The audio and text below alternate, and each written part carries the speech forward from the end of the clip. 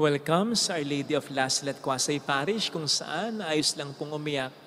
Asamahan tayo ng mahal na ina sa pag-iyak at sa pagdarasal upang maging maayos ang lahat. Isa po sa mainit na usapin ngayon dito sa ating bansa ay ang pagbaba ng edad ng criminal liability.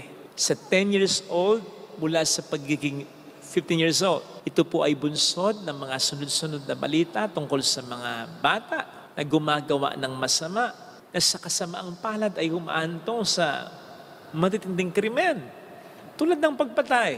Masyado na daw pasaway ang mga bata ngayon, masyado nang malakas ang loob. At ang isa sa mga itinuturong dahilan ay yung katwiran daw ng mga bata o ng mga gumagamit sa mga bata na hindi naman makukulong ang mga bata. Bagay na pinabulaanan ni Senator Pangilinan. Nagsabing, hindi totoo yan. Fake news yan. False information yan sapagkat may batas. Sa totoo lang, na nagsasabing dapat kahit ang mga bata ay parusahan.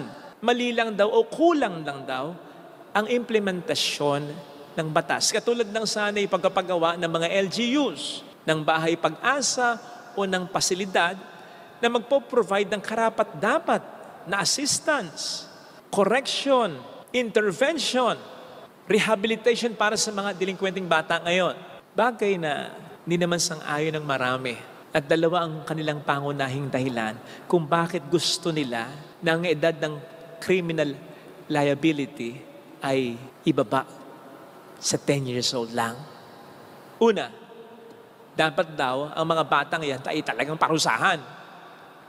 Tama naman. Sabi nga ni Senator Pangilinan, may batas naman na dapat yan ay parusahan. Pero sa tama rin namang paraan. Sa paraan na nandun pa rin yung pag-asa na sila'y mabago pa. Hindi yung parang pagparusa na bahala na sila. Kasi po kapag yan ay inilagay talaga natin automatically sa mga kulungan natin ngayon na alam naman natin ang kondisyon. Alam po natin pare-pareho na napakalaki ng posibilidad na mas lumala ang mga batang ito imbis na mapagbago. At babalik din po sa atin ang problemang yan. Pagdating ng panahon, sige kayo, para tayong nagfo-form lang ng mga mas lalo pang magiging masamang tao. Kung hindi natin tutulungan na mga batang ito ay makapagbago. Ang ikalawang dahilan kung bakit dapat daw ibaba yung edad for criminal liability ay upang takutin ng mga bata. Kasabay ng sinasabing dapat parusahan. Again, tama din naman. Pero kung takot lang, ay tell you kulang. Sapagkat ang taong pasaway ay gagawa at gagawa pa rin ng kasalanan sa ibang mga kaparaanan, sa ibang mga pagkakataon. Kung ang nagdiditer sa kanya ay takot lang, hindi mo mapapatino ang isang pasaway dahil sa takot lang. O sige, ito po, alimbawa na lang. Total naman madalas natin sinasabi ito. Minsan nasabi ko rin ito na iba yung mga kabataan noon. O tayo yun, di ba? Sapagkat tayo natatakot dati, pinapalo tayo, pinaparusahan tayo ng ating mga magulang, ng mga nakatatanda, ng ating mga teachers. Kaya tumitino tayo kasi daw natatakot tayo. Okay?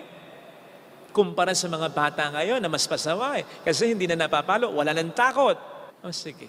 Kung yan ay iti-take natin, 100%. Na ang mga natakot noon, na naparusahan ng mga magulang at teachers at mga elderly noon, ay tumino dahil sa takot, bakit ganito pa rin ang bahay natin?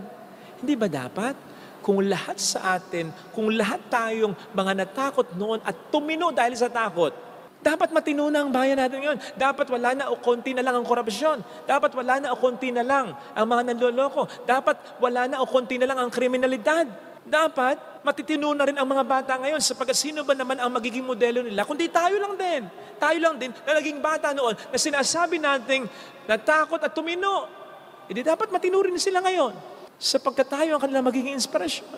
Yung kalagayan ng ating bansa ngayon ay patunay na kahit tayo na mga natakot noon sa parusa sa disiplina ay hindi naging matino talaga. Kaya kung takot lang, kulang.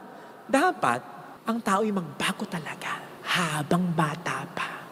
At ang isa sa magandang paraan ay yung ang bata ay mapalapit na sa Diyos habang bata pa lang. Iyan ang isa sa ibig sabihin ng sinasabi ng Panginoon ngayon sa ating mabuting balita na ilapit sa kaniyang mga bata. Na tulungan ng mga bata na magkaroon ng relasyon sa kanila habang bata. Sinasabi, maging ng mga psychologist, dapat magbigay tayo ng mga magandang memories, ng mga magandang unang matutunan ng mga bata sapagkat talagang mananatili iyon. Most likely sa kanilang isipan, sa kanilang kalooban ng mahabang panahon. Kaya dapat yung mga una nating itatanim sa kanila, siguradong tutubo daw. Di man 100%, marami sa mga itinatanim natin, sa mga bata pa lang ay tutubo talaga. Kaya dapat ang itanim natin agad ay mabuti na. Kung sila ay parang blank canvas, ang dapat na isulat, i-drawing natin agad, ay mabuti na. At wala nang ibang mas bubuti pa sa bagay o sa values na makadiyos, na ma-impart natin sa kanila habang bata pa. Turuan niyo po silang magdasal, turuan niyo silang magsimba, hindi yung kung ano-ano tinuturo niyo sa kanila. May mga magulang na natutuwa pa kapag sinasagot sila ng mga anak nila. Yung mga bata na sumasagot sa magulang, di ba kung minsan natutuwa pa yung magulang na kapag ang kanilang anak na batang-bata, kung magsalita parang matanda, nagsusuplabda pa. Hindi po cute yan. Kapag nakalakihan nila yan, ay sinisigurado ko po sa inyo, pag-iisihan nyo yan. Mahirap nang habulin yan. Mahirap itama yan kapag yan ay kanilang nakalakihan. Ang ikalugod ninyo ay yung turuan sila na magpo at opo. Tulungan sila o turuan silang magmano, mag-thank you, mag-sorry, umamin sa pagkakasala, magpasalamat. Ito yung dapat na ikinatutuwa ninyong natututunan nila sapagkat ito ang mas makatutulong sa kanila. Especially ang pagkakaroon ng relasyon sa Panginoon. Sapagkat siguradong makararanas ng mga problema ang anak ninyo At walang ibang pinakamakatutulong sa kanila kundi ang Diyos lang talaga. Hindi naman yun sigurado kung lagi kayong nandyan para sa kanila. At kahit na lagi kayong nandyan para sa kanila, may hangganan ng inyong kakayanan, di ba? Kaya maaga pa lang, sila'y ipagpasa Diyos nyo nang talaga. Ipaalaga nyo na sa Diyos. Magkaroon agad sila ng relasyon sa Diyos.